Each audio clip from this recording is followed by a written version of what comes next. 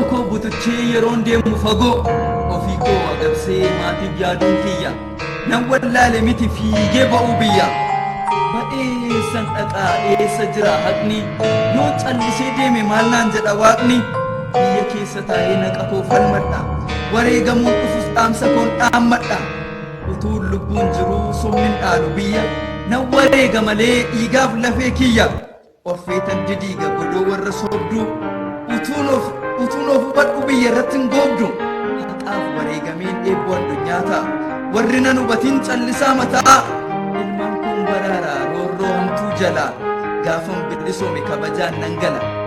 egaa ilmaan kiyya abdii hin kutinaa furmaata argachuuf waa meeqan butinaa anaan osoo argitu diinni sin hin mootu yeroon isaa ga'eera obsaan bilisoomtu galatooma.